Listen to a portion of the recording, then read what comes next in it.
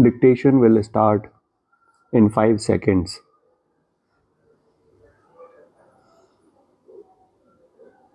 Start. Mr. Vice Chairman, sir, these two bills now coming before us are coming after a big talk throughout the country by the government that major electoral reforms are being brought forward by the government. But I find that such a big effort is not being made by the government on this fundamental question. Mr. Minister, while explaining the objectives and reasons behind this legislation, stated that in bringing forward these amendments, the government had taken into account the total experience of the last 50 years, and on the basis of that experience, these amendments were being brought forward. He also claimed that they held consultations with the opposition political parties too, and that they held consultations in their party also.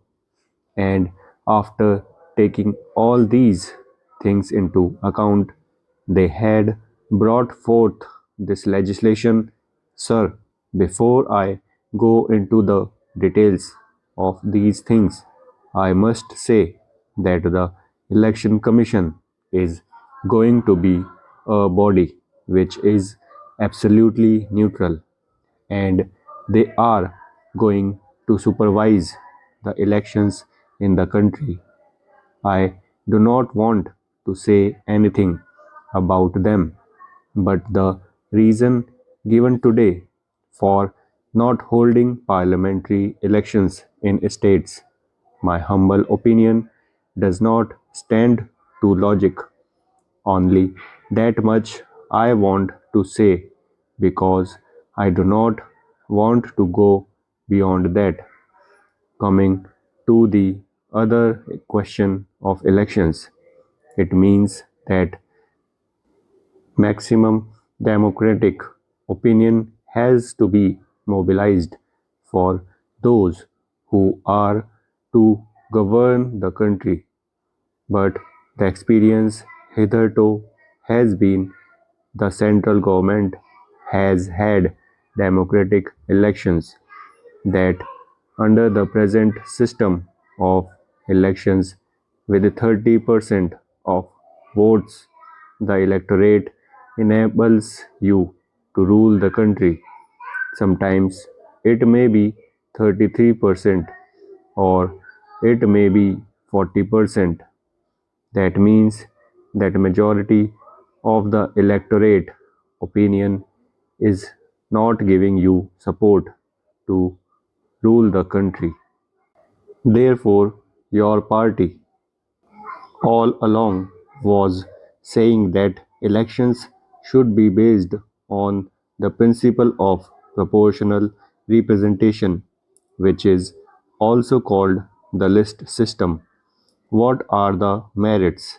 Merits are many. The main thing is that the country will be ruled by the will of the majority of voters. That is one thing. And the second thing is that the significance of the caste or community of the candidates in election will not come into play. It will not be said that we belong to this caste or this community. At the present moment, these things take precedence over the party to which the candidate belongs, which is relegated to the back position. It is the party which should come to the forefront. If we follow the system of proportional representation or the list system, it will be the party which will come to the forefront. there are many other malpractices associated with election which come into play during the elections. All these should be eliminated.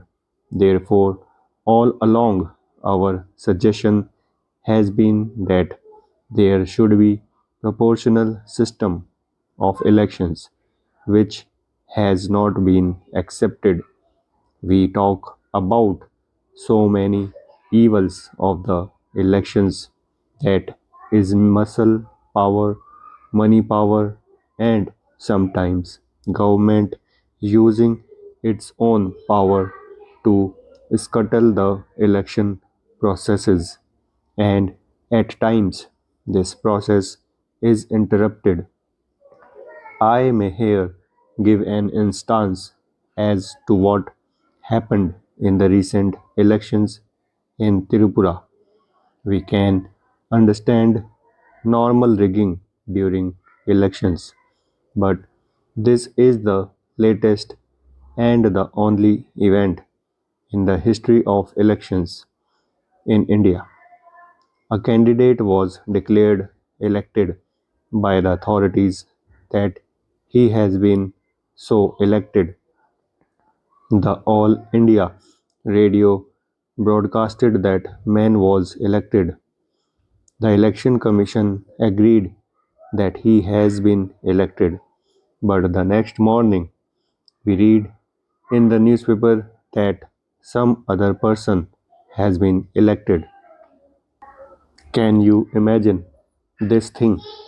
In the Tripura elections, a candidate who had been elected and so announced on the All India Radio and also agreed by the Election Commission was declared defeated the next morning. The fact is that after the election result was declared, the electoral officer in charge was Gheraoed and threatened not only by the Gundas but by the paramilitary forces, the military forces at the disposal of the central government, so that this man was afraid for his life and he had to say that somebody else had been elected. That is the situation.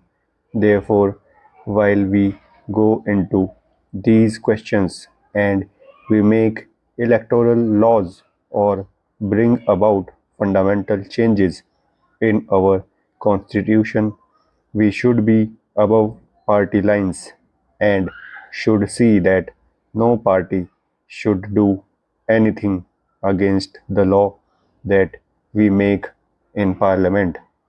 This experience has not been taken into consideration by the government while bringing about these amendments. It is not enough to say that muscle power or governmental power is misused during elections.